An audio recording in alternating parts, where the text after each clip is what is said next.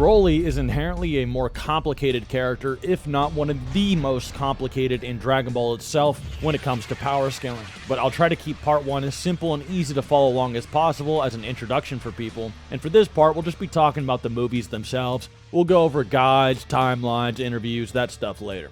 Chronologically, the first thing to take note of for Broly is his power level as a newborn. With the power level of 10,000 while not powered up, he makes King Vegeta, the strongest Saiyan in his era, crash out completely and order him to be killed. Even after a grown Saiyan assassin goes to basically stab him to death, Broly survives and gets thrown into the trash with Paragus, his father. You may notice that this scene is a bit weird, as Broly really has no reason to survive getting stabbed by a knife that rivals the size of his body by probably a trained assassin and then survive the bleed out for a long time after. This is for the plot, obviously, but we later learn Broly possesses special abilities that most Saiyans do not have, which I'll go over later. Frieza then nukes planet Vegeta with the force to vaporize a planet with 10 times the mass of Earth, with a dwarf star level energy level, and baby Broly either tanks this explosion with his ki barrier or blitzes Frieza's supernova detonation. Baby Broly being faster than light is actually heavily consistent with many things, so he might have actually just blitzed Frieza's attack, as Broly would have to fling Paragus through outer space while being a few days old and with a hole in his body that'd probably make him look like Obito or Whitebeard. Unless a planet was very close by he could land on in that solar system, which I doubt Frieza wouldn't find them if that was the case. Broly probably blasted to another star system or galaxy entirely, as he is a newborn with nothing to eat and is bleeding out, meaning he'd have to land very soon.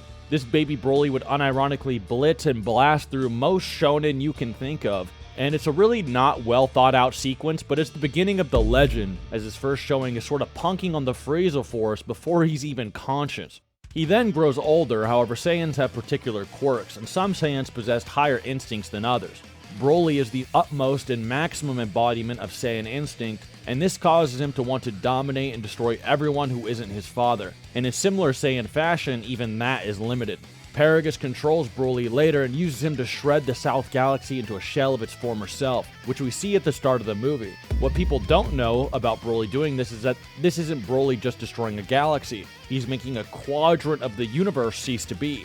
While it's not literally all of it, it is most of it, to the point that Paragus doesn't even bring up the South Galaxy as a factor for him to dominate later in the movie. Since it's gone, King Kai also mentions this. This was all done by restricted Super Saiyan Broly, not even his full power, as Paragus made him do this. Broly is one of the only Dragon Ball characters whose aura is also so powerful that it leaves a residue behind and has a life and almost will of its own. Whereas most people can only be sensed while they're fighting or not suppressed, Broly's power lingers and even his very aura dominates his surroundings. After it is revealed he is the legendary Super Saiyan, Vegeta as a grade 2 Super Saiyan can't make him flinch with his attacks, and then Broly becomes the legendary Super Saiyan on top of this. Many people bring up Vegeta being a bit of a bitch in this movie, but what if I told you Goku is too?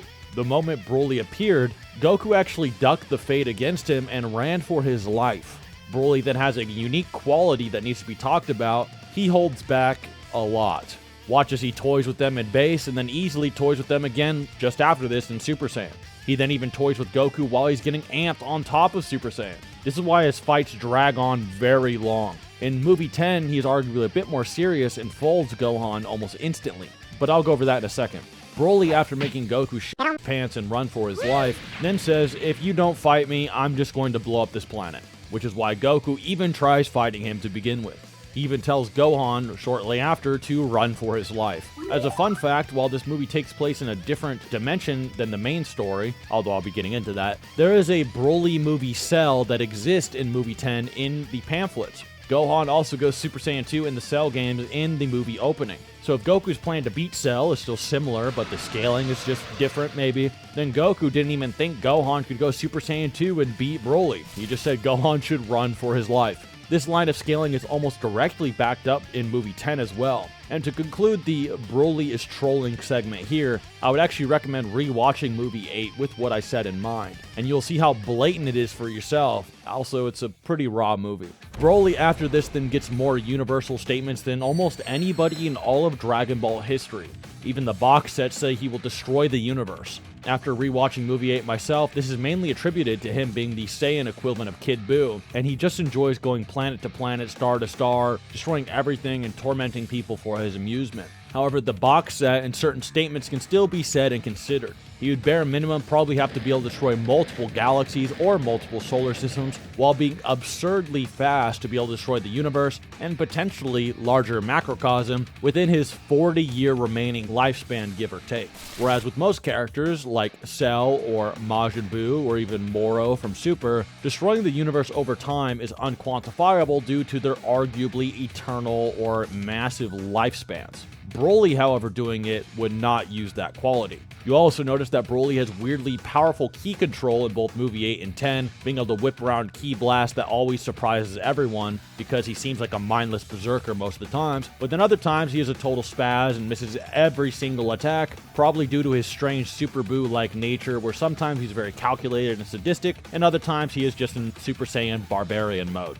Even when Broly is defeated by a 1000 times courage amped Goku at the end of the movie, this is arguably off guard, as Broly was zero diffing and actually toying with Goku when he had everyone else's power, just wanting Goku to give up for the most part and then make him suffer. Goku then surprises him with Vegeta's extra amp, which catches Broly mostly off guard. And Broly probably underestimates the amp Goku got, and on top of this, Broly then gets PTSD and loses all focus of the fight, and in that instant, Goku gets to one-shot him basically for free, since he's actually not really conscious of the battle anymore.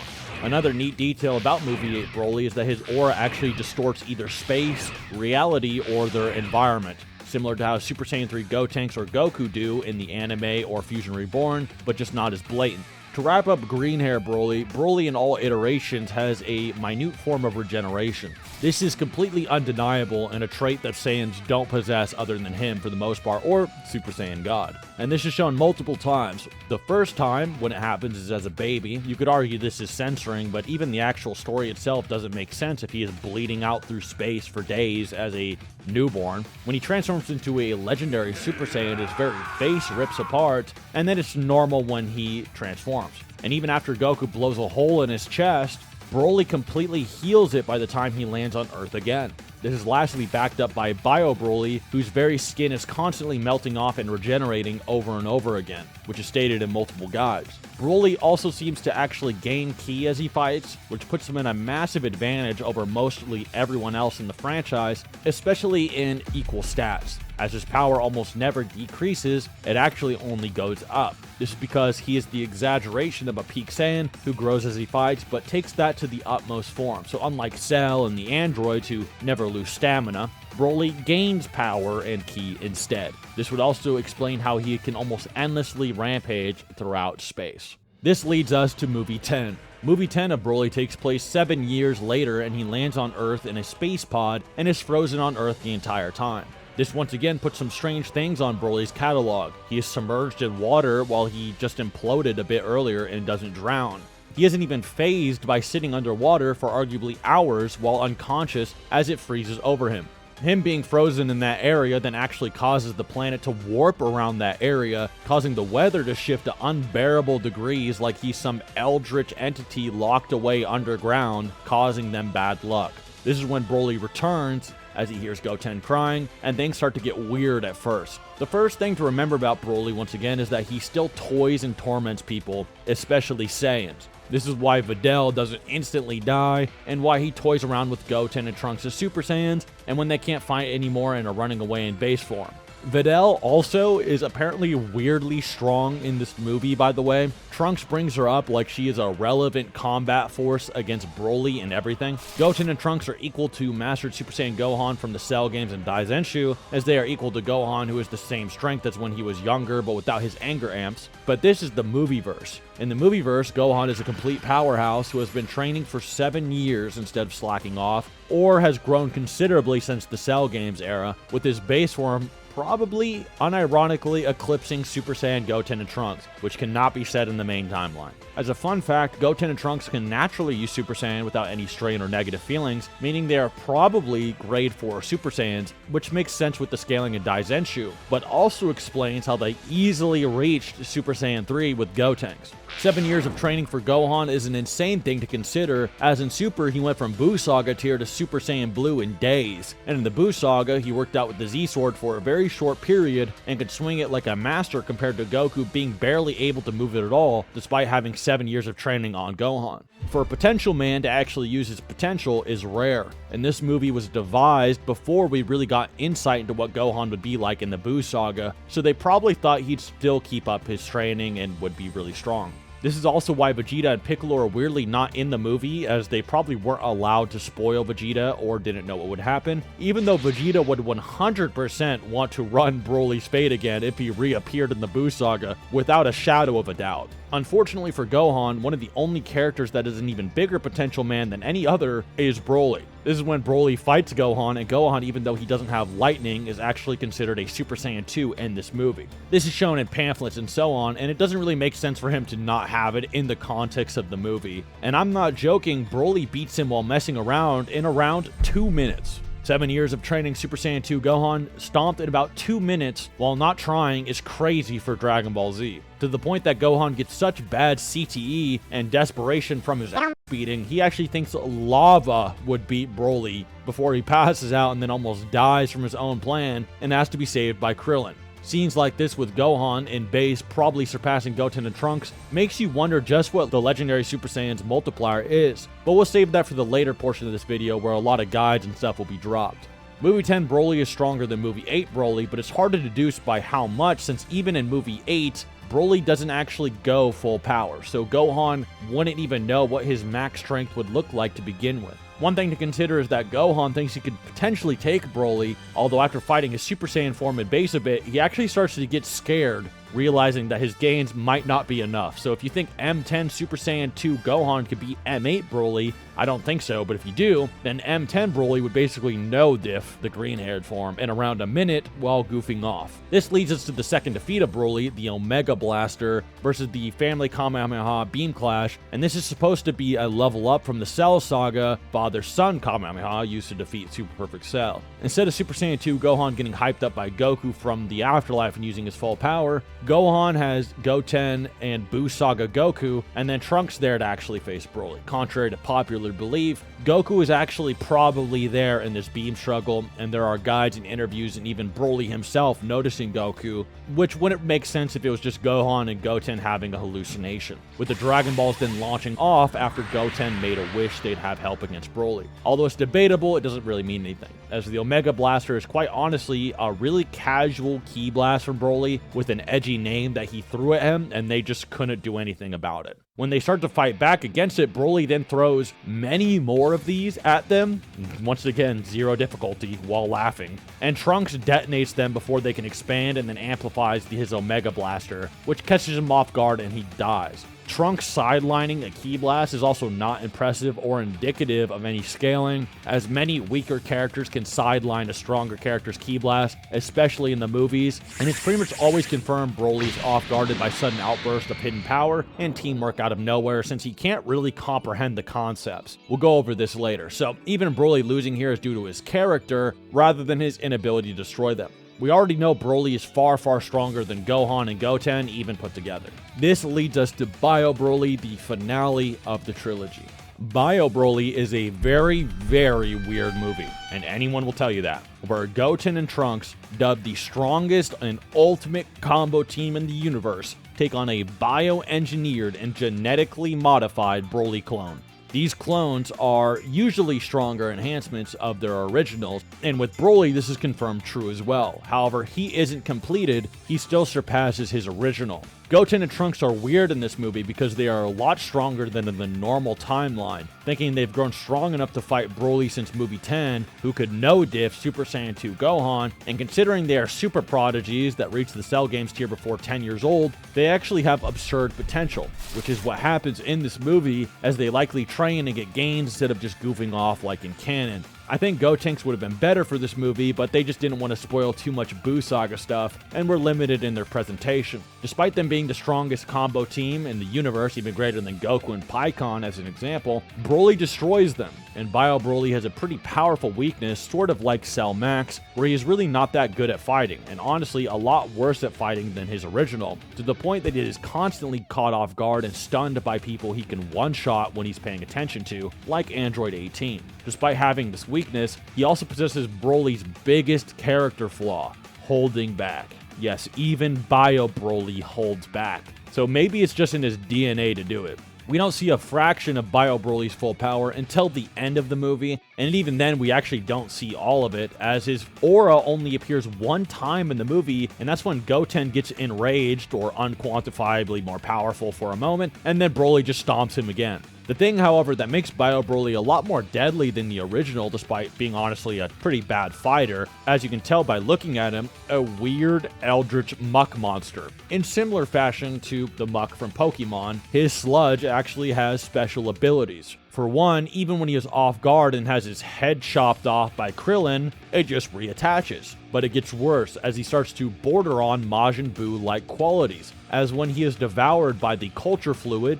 or his residue, or the things around him that can create him, it absorbs him and covers his entire island, and with his power it would have eventually devoured the entire planet. This sludge wave that can devour a Broly-level combatant if you touch it can grow into a massive kaiju that has a form of reliant immortality on the sludge waves itself, and then only being stopped because he touches water. So you can see that even if he is deadlier or more powerful than the original, a lot of funky stuff happened that led to his defeat, and we never actually saw him go all out or need to. Bio Broly at maximum, if you take as an example the Bio Warriors, amplify humans to the level they can perception blitz Mr. Satan, who can perception blitz other humans. This Bio upgrade, if it made Android 18 even remotely use a fraction of her power, as an example, probably magnified humans an unfathomable amount, even lowballing with the previous example thousands upon thousands of times. So Broly may be no different depending on how you interpret it. However, the main threat and thing mentioned was just that it was Broly making it so powerful. A little fun fact about Bio Broly is that Goten and Trunks crying when they see Bio Broly is an Easter egg to when Koyama saw kids in the theater crying when they saw Broly back in the day. The Omega Blaster clash and the defeat of Bio Broly leads us to our next section, which needs to be addressed before we get into why I think he can actually be argued as one of, if not the strongest in Dragon Ball, without it not really being contradictory, surprisingly, to anything. Long ago, I used to debate about Broly versus Cell, but now this is an archaic thing that doesn't really need to be touched upon anymore. Broly is more in line with a galaxy destroyer like Majin Buu, even in terms of narrative, while suppressed than the likes of, say, Cell. Cell also even exists in the Broly timeline, and this is confirmed in many promotional and movie guidebooks, yet the plan probably used to beat Cell, which would have been the same as the anime, at least in M10, enraged Super Saiyan 2 Gohan, isn't even considered valid for a contest against Broly by literally anybody. Not Goku, not the creators, not Broly, not I, and hopefully not you. Worse yet, this movie-verse Cell would be stronger than the main manga continuity version, who is dealing with bare minimum multi-solar system level Super Saiyans fighting galaxy-erasing Super Saiyans themselves, while Cell in the original manga is a solar system buster, give or take at full super perfect power with a fully charged Kamehameha. So let's just get to the point. Why did Broly come back 3 times? Because he's the strongest. Even including the TV anime, nobody exists in the world who's stronger than Broly. I mean, even Vegeta, Prince of the Saiyans, was trembling in fear. I felt that there's no way that kind of mightiest being would die in a single outing. After all, there were kids who cried at Broly's overwhelming strength when they saw him burn up at Shueisha's preview screening. It's always difficult coming up with an enemy for Goku because I'd constantly have to escalate their strength, so he ended up appearing 3 times. This is true of Broly as well, but Goku and company are always fighting against an unbeatable foe. Goku must win against such an enemy, so he has no choice but to defeat him when his enemy becomes overconfident and creates an opening. There's absolutely no way he'd be able to win against someone like Broly using orthodox methods. So not only does this confirm that Broly was off-guarded, as I described, and it's not headcanon per se, and there is more to back that up, but this is unfortunately a statement made with a lot of authority, since this is a word of God statement for Broly from his creator, or the creator of the movies and the director of the Dragon Ball anime that has a lot of pull, or ton of pull, with creating the filler of characters, etc. Worse yet, it's not just Koyama that thinks this, but the staff behind all of the movies and anime in general in agreement about this, which is brought up in the movie pamphlets to promote the movie that they all made. Broly, the mightiest being and enemy, being defeated in one movie doesn't fly with anybody on the team. Even all of Broly's seemingly anti-feats and strange showings against what should be weaker cast members could be explained away. I originally debated this for days back when I was making a name for myself, such as the Broly Wars. You can see some vestiges of that still uploaded today, but Koyama himself says that Broly is never really shown at full power, and that it is impossible for someone like Goku to ever defeat him conventionally. Even when you watch movie 8 and 10, he is just tormenting the cast, and gets caught off guard and loses. In movie 8, he doesn't expect Goku to have as much power as he did, and then gets a PTSD episode mid-exchange, so Goku one-shots him while he's not even really conscious of the battle anymore. Movie 10, there are statements in Chozenshuu that Gohan and Goten didn't even remotely make Broly budge with their attacks, and then he arguably multiplies its power by 5 times extremely casually, which Trunks sideswipes. After Trunks comes out of nowhere and detonates the attack, which sideswiping can be done by way weaker characters in Dragon Ball, this is shown throughout all the movies, main story, etc. Goku then appears from literally a different dimension of reality, or a different segment of reality, makes Broly go, "What the hell?" and then he gets caught off guard. Then as Bio Broly, Broly's aura appears one time when Goten gets enraged, and then Bio Broly no-diffs him. Bio Broly then goes King Goma mode and turns into a literal kaiju that nobody can do anything to, and his aura can just passively dissolve Broly-level fighters. Even the case that Goten and Trunks are fighting Broly is odd. Goten and Trunks are hyper prodigies, and in the Broly timeline, they allegedly train after movie 10 and are more confident in fighting a Broly who zero-diffed a Super Saiyan 2, potentially 7-year training Buu Saga Gohan. While it's not objectively true that he trained for 7 years, it is heavily implied, and Koyama kind of implies this as well, which I'll go over a bit later.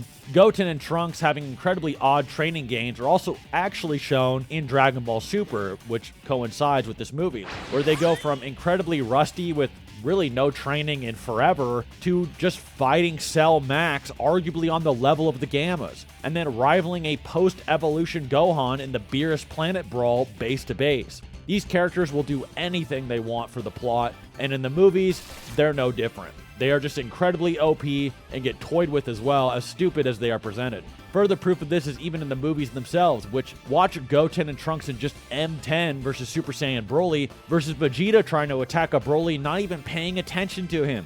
Or in M11, how they face the strongest Broly to date, even if that Broly is not going all out just like M8 didn't. They are even stated to be the ultimate strongest combo in existence, which is nuts considering Goku and Paikon's combination, or even Goku and Vegeta's combo, could theoretically exist.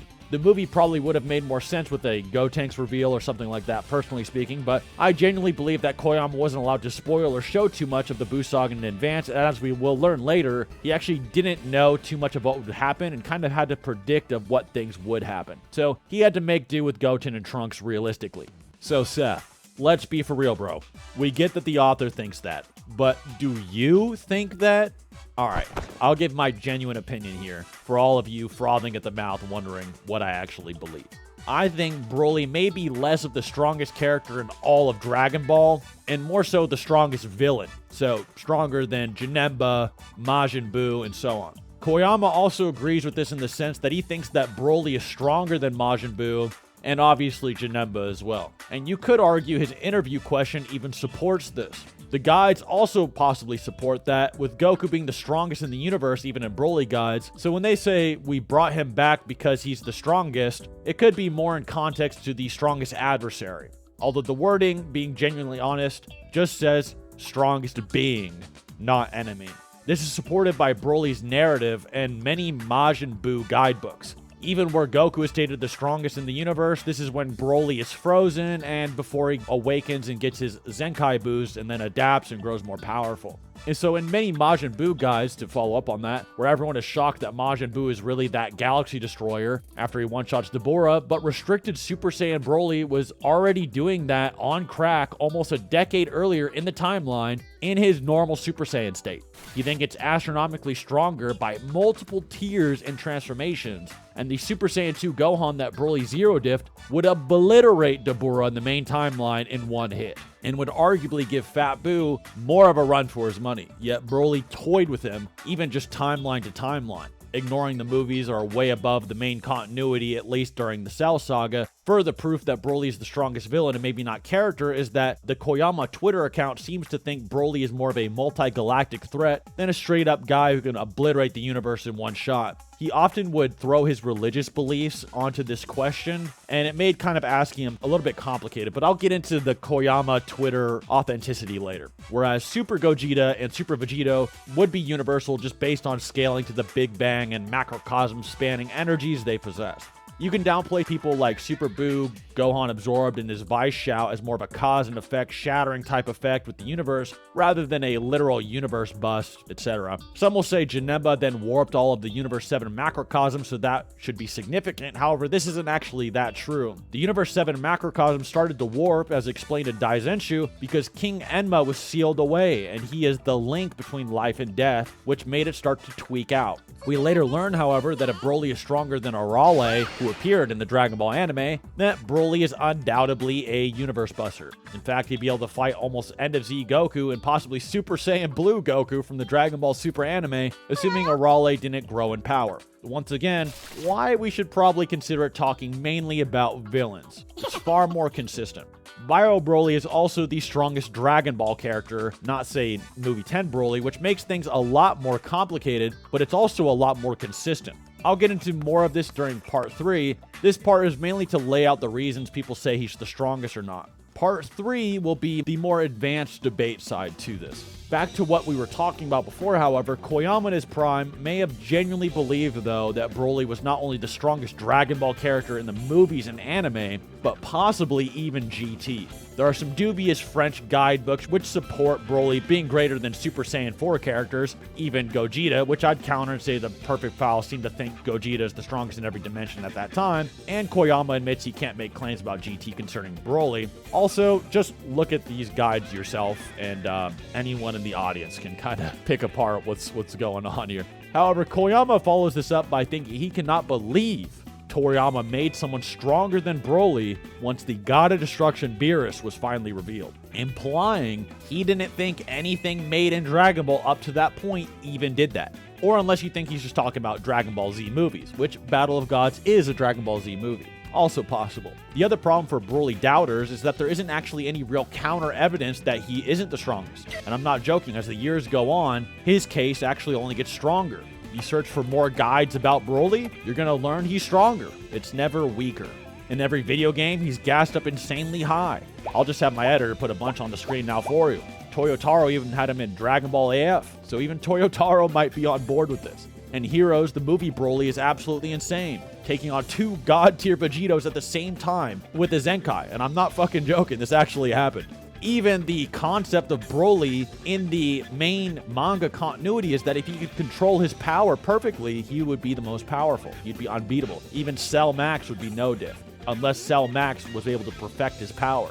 The only character really directly above Broly is either Movie 10 Goku at the start of Movie 10, who wouldn't scale to Bio Broly, his strongest form, or Hachiak. And I'll go over Goku versus M11 Broly in that scene at the end of the movie later. But Hachiak can only exert power above Broly after charging for a very long time, and this would be M8 Broly at best, not M10 or Bio Broly. If you're more interested in long drawn-out arguments of Broly versus, say, Gogeta, I'd recommend this debates here, where I went at it with hundreds of you guys, to be quite honest.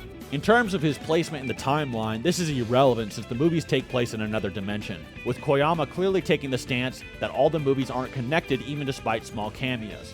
Some will try to argue they are because Toriyama says they take place in a different dimension rather than dimensions. However, this isn't what's being said. He's just saying it takes place in a different dimension of Dragon Ball media in general, with that category or dimension of Dragon Ball media then having whatever happens within it. This is the most consistent interpretation with Koyama's statement also involved, who was honestly more in charge than Toriyama of these movies. Originally speaking, and in Koyama's own words, the movies were supposed to take place in the main anime timeline, but they were written and made many months in advance, and they had to guess what Toriyama was going to do. Hence why they thought Gohan was going to keep training in movie 10 and so on. So when things would contradict the main story, Koyama then says, now consider them a parallel what-if world. This Koyama Twitter account also is a little odd.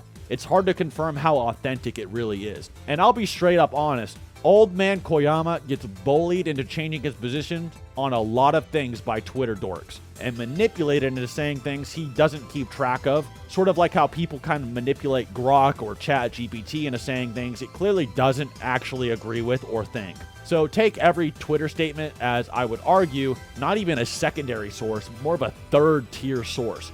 Old school Koyama and guides are honestly more reliable and have more author intent behind them, but things like the movies were written months in advance, so consider contradictions what-ifs due to us not predicting Dragon Ball is insightful and honestly very genuine, and even if this guy wasn't Koyama, that's actually probably true. Another point is that in Japanese, they don't really have a distinction between a plural and singular dimension here, so it can be interpreted both ways anyway. That being said, OG Koyama thinks Broly is the strongest, and in fact the whole staff at the time does too at the time. Only a weird segment on the Toei website didn't agree with this at a time, and they immediately had to take it down. It's really a genuine case that needs to be considered. We'll get into some seeming contradictions in part 3, but that is overall a case for Broly being the most powerful in Dragon Ball Z, other than Beerus. But he didn't really exist back in the day. These screenwriter and staff statements, alongside every single Broly anti-feat being due to plot-induced stupidity and literal stated miracles to defeat Broly, such as Broly having PTSD mid-fight while Goku gets like a 1,000 times plot amp out of nowhere, is how Broly can actually still be the strongest while still losing to people earlier in a seemingly connected timeline, even though, unfortunately, it should be considered parallel worlds. But we'll get more into that once again later. In my honest opinion, no debate Andy involved, Broly, movie 11, because he is the strongest form of Broly, surprisingly, would be placed like this, above the likes of Majin Buu and Janemba, but below Super Gogeta and Super Vegeta. But I could see the case for him being stronger than the fusions based on wording. And I'm being very genuine here. This is coming from the guy who debated hundreds of guys for days on this topic, and I did not lose. In Koyama's words, Broly is probably more like this. Above Majin Buu, Janemba, Gogeta, Vegito, End of Z Goku, but below Battle of Gods Beerus.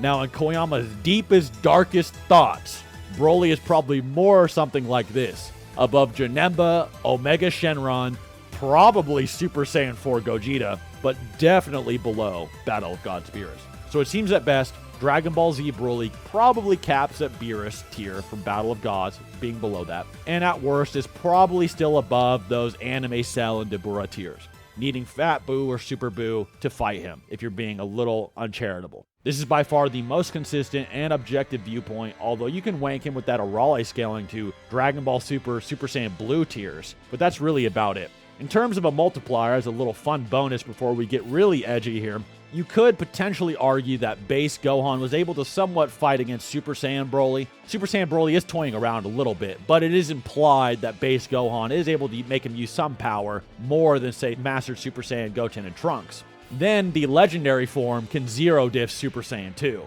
implying the legendary transformation may be like going base to Super Saiyan 2 on top of Super Saiyan, which is like over a 100 times multiplier, potentially 500 times plus, depending on who you ask and what guidebooks you use. So that is a theoretical multiplier. Broly is also considered the apex of Saiyan evolution, so if you consider Super Saiyan 3, like your peak potential being drawn out, Legendary Super Saiyan might be above that. If you consider Super Saiyan 2 kind of like that, then that would be above that. It is considered sort of like grade 2 Super Saiyan in the guidebooks, but I'm going to be honest, it is clearly distinguished from that, and is probably only being showed that way as sort of a reference point. And if not, then Super Saiyan Broly was just really holding back. With that being said, though, let us move on to the edgelord Discord debater stuff. By this point in the video, I don't really expect the average viewer to even understand what's happening. So this section is mainly for those that like to argue about cartoons all day or those types. But If you do enjoy some advanced things, want to just learn some stuff, I still recommend this part. But there are a few arguments to go over about the movie timeline. So some will debate about whether it connects to, say, GT. For instance, where'd they learn the fusion dance when they fought Omega Shenron? Or the Dragon Fist, where'd that come from? Seems like it's from the movies. Or does it connect to the anime itself? Does Broly actually take place in some weird anime timeline? Or is Janemba taking place in the anime timeline? Is Cooler in there? Is that why Cooler's in GT? Does it connect to both? Or do the movies even connect to themselves? Is Turles and Lord Slug canon to each other? These are interesting debates to have, and while I'm not going to go over all of it, that would be sort of a separate topic or video, some sources will support them being connected in various ways. Some will support them being original stories not in the main timeline and story, and vice versa. It seems that the most consistent interpretation is that the movies were made with the timeline of the show in mind, and they made guesswork trying to predict how things would go months in advance of the actual plot, hoping and crossing their fingers that things would work out. But if things became contradictory or didn't work out, then it would branch off into its own parallel what-if world. This leads to a few problems for the Broly agenda, that being, he is the strongest, which everyone on Dragon Team seems to think. Allegedly, Koyama Twitter seems to imply that Toriyama himself may have been some of that staff on board with Broly being the strongest narrative, and the point of his being. To go into detail, he's sort of that individualistic, peak Saiyan warrior they all strive to be, sort of similar to the Jiren versus Universe 7 narrative in Super, but old school Dragon Ball Z variation. And with Broly being way less self-aware of this narrative than Jiren is. This sort of followed up in Super, where it's pretty much implied that if Broly knew how to throw hands, he'd be the strongest fighter. Even Cell Max would need some perfected superpowers to face him. And this is in the words of Toriyama, and with the cast then needing to grow much more powerful to then fight him later. Z Broly was then the original concept. So what about the statements that Goku faces Broly at the end of Bio Broly? Doesn't that imply Goku took him out, or Goku is stronger? Was Broly not in Fusion Reborn because Goku killed him again? My initial argument would be that I think that the Broly movie disconnects itself into a parallel world. I think this for multiple reasons, and even you guys can make some common sense deductions about that. But even that aside, even if you wanted to say Goku defeated Broly, you can make a strong apologetics case for why Broly would lose a fight against him, even if he was more powerful. The premise of his character is that Broly is the most powerful peak of his race character. So if Broly is the strongest and Goku could never defeat him conventionally, how do you think Broly was defeated? Likely not conventionally, and likely because Goku was not actually stronger than him. So let's go over the hypotheticals from there. Number 1. Bio Broly, Scooby-Doo villain Aura and all, went to hell, then faced Goku and Pikkon. This one is easy because Bio Broly is an instinct-based fighter in the guidebooks, sort of like Cell Max. This is why he's always caught off guard even more than the original Broly, so even if Bio Broly was canon to, say, the Janemba movie, it's possible for Goku to defeat him and not struggle with him that much, even if a hypothetical maxed-out Kaiju Bio Broly was stronger than Janemba. For one, all you'd have to do is off-guard Bio Broly while he's toying around like he does 99.9% of the time in character, if not almost all the time. Even at the end of M8, Broly is not going all out, and put any type of water or moisture on him, and then he is instantly defeated, even if he was stronger than anybody, because he is just a literally frothing with a massive glaring weakness. He can still be defeated by people much weaker than himself, which is quite literally the plot, as described by everyone that speaks about it, of every movie he is in. Funny enough, and Goku would be aware of this, obviously. The second argument is that you can get into some weird timeline cases or similarity arguments. For one, there's an argument that M8 might split into two timelines. One where Broly is killed by the comet that lands on the planet after he gets exploded by an off-guard punch. And then the second timeline where he survives and then spaceships off into M10. This is in Daizenshuu, where it's implied, but you could then also say that Bio Broly is just Broly. Thus, when Bio Broly died, he went to the afterlife as Broly and not Bio Broly. So when Bio Broly was constructed, Broly sort of reincarnated into the Bio Broly form. Similar to how Frieza goes to hell as Frieza, but not Mecha Frieza. This one is much more complicated. However, you would argue that Bio Broly is actually just a cultured Broly cell form to the point he actually retains Broly's memories of Goku for literally no reason at the end of the movie. I actually pointed this out, and a lot of people were surprised that it was real. Yeah, Bio Broly remembers Goku, his ability to transform and so on. So if you argue he is a frothing Broly abomination, then when he died, Broly's soul returned to normal, then Goku could simply defeat the normal Broly, even if Bio Broly is the hypothetical most powerful apex predator of Dragon Ball. I personally prefer the first option, however, it doesn't really matter. The point is that you can make any excuse for why Broly would lose to Goku and still be exponentially more powerful than him if all of the right Exodia conditions were met. To the point, timeline arguments don't contradict the staff consensus for his pecking order. Also, you get to a weird point. Did King Enma meet Bio Broly and then heal him? Did he let him just gloop all over, falling apart for all of eternity? Him becoming just normal Broly once again seems pretty logical, and even in interviews, the concept and character of Broly is almost treated as a singular thing, but it can be contradictory at times, as Toei does. You may also be able to say as a third option that if the timelines did diverge and that you get a parallel world every single movie, that M8 Broly was supposed to be this galaxy universal threat, and then by the time M10 comes around, they're like, wait a minute, these characters are a little bit weaker than we thought, so then they dulled them down for M10, and so the split timeline Broly is then this weird, weaker M8 Broly that becomes stronger by M10, but then the original concept of M8 Broly is just this god tier character that cannot be defeated, but he just didn't actually go into M10 because he died. This would be similar to how End of Z Goku, in theory, was supposed to be the most apex predator, peak of fictional powerhouse that can't be imagined to be stronger, but then in GT and in Super, that is different. Anyway, from there, a lot of people like to argue, but it's contradicted. He can't be the strongest. What I did is just many examples of you can do endless apologetics or what ifs for the case, while also still being pretty reasonable. I think when it comes to power scaling, especially when dealing with the authors and staff of their stories, it's important to really humble ourselves, because we seem to always think that we know best as the audience for some reason. But instead of saying, he's waffling, this author's a fanboy, he forgot about this, he didn't think about this, let's just say, how can this still work out? And I think you'll find that things work a lot easier than you think they would. Why do they say he's the strongest, or the strongest can't be defeated once? Why did they say so many statements about this? Just to lie? It's not like they benefited from downplaying Janemba or Hyrudegarn or Bojack or whoever else. Another argument you can make about the strongest fighters is who would win in one-on-ones. For instance, you may be able to argue Vegeta surpassed Goku against Moro before the Silver form was mastered, even if he didn't surpass Goku's raw power or Omen forms at their maximum. In conclusion, I'll still say what I ended part 2 of my perspective would be what I would go with realistically. My personal opinion is Broly stronger than an anime Cell in movie 8, and Dabura, probably an anime Buu Saga tier level character in his first appearance as a galaxy-destroying enigma, similar to the lore of Fat Buu in many guides. In movie 10, he would become a powerhouse, as Gohan was made probably with him training for years in mind in that movie, and still got zero diff.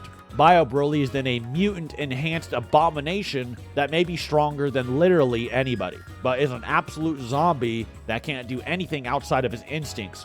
Just like how Cell Max was stronger than probably anybody, but could get T-posed on by Krillin off cop duty, then shortly later require Orange Piccolo strangling him and Beast Gohan going all out to kill him. Think of Bio Broly more like that, and it begins to make much more sense. I actually almost think that movie was somewhat inspired by Bio Broly, weirdly enough. You could also cope and just say his Kaiju form is the strongest in the franchise, as it doesn't have any actual anti-feats, and has absolutely insane hacks that may even potentially absorb its victims into itself to then empower itself, and can melt Broly-level fighters. As a finale, let's go over some raw scaling for Broly, since I didn't really talk about it. If Broly can face the Buu Saga, possibly require, say, a Fusion Reborn Gogeta, Vegeta, or even just Super Saiyan 3 Goku to defeat if Broly was at maximum god power. I'm not gonna lie, even sort of being uncharitable, you're gonna need these Buu Saga threats to take care of Broly. And these characters can then annihilate the universe. Just how strong are they? Well, Super Saiyan 3 Goku in Fusion Reborn warps and then shakes a massively multi-universal afterlife to the point a universe-sized planet can actually be lost in the distance of its skies. infinite-sized universes, especially those surpassing, say, a Big Bang like Dragon Ball's would, as in the Jump Library Guide to Fusion Reborn, and having black holes or whatever spatial phenomenon, multiple spatial dimensions, and layers, an example, the alternate dimensions that Super Buu Gohan absorbs can summon by cracking space with his Vice Shout, would fall in line with an interesting interpretation of universes.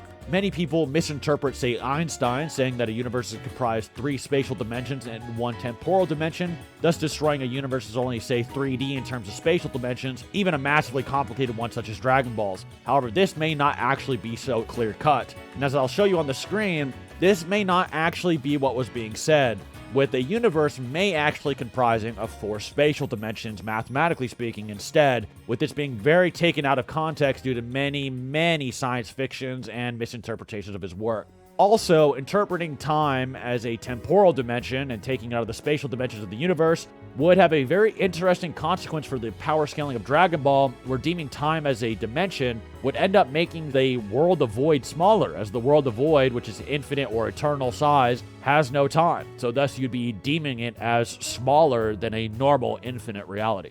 That being said, though, guys, I do hope that you enjoyed the video. I tried to go over as many interpretations as possible, and usually when I do that, people kind of misquote me. They're like, can you believe Seth believes that Bio Broly is actually just Broly reincarnated into a cell, screaming Kakarot is a zombie? You know, like... So I do hope that those of you that watch these for educational purposes did enjoy that, and you guys kind of got what I was saying there. I do know that it gets complicated at times, so I tried to wrap it up in part 1 and then tried to advance it as it went along to try to lose as little people as possible. But for Broly, unfortunately, there is just so much to say that I couldn't just wrap it up like Gogeta. But in the future, I'll try to make them a little bit more simple and try to get back on track with that, since that's what you guys like. That being said, hope you did enjoy it. Be sure to subscribe if you did. There's a lot more coming out. Until next time.